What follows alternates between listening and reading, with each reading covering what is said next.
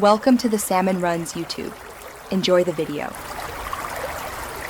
In this video, I will explain how to reset your Kia Rio tire pressure monitoring system. First, make sure all your tires are properly inflated to the recommended pressure.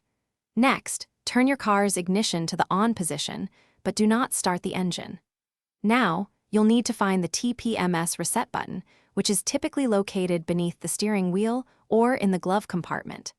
Consult your owner's manual if you have trouble locating it. Once you've found the reset button, press and hold it down. Keep holding until the tire pressure warning light on your dashboard blinks a few times. Release the button after the light flashes 3 times, indicating the reset process has begun. Finally, you'll need to drive your Kia Rio for at least 10 minutes at a speed greater than 15 miles per hour. This allows the system to recalibrate and learn the new tire pressures.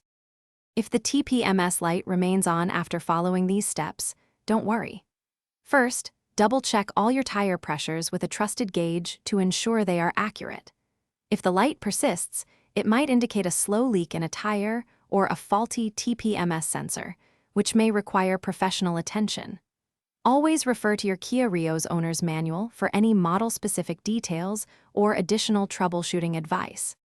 Maintaining correct tire pressure is crucial for your safety and your vehicle's performance.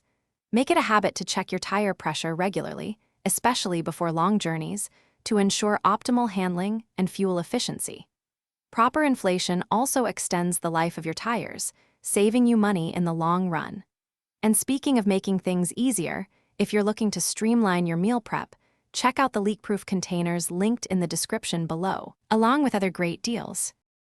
Thanks for watching. Consider subscribing if we helped you.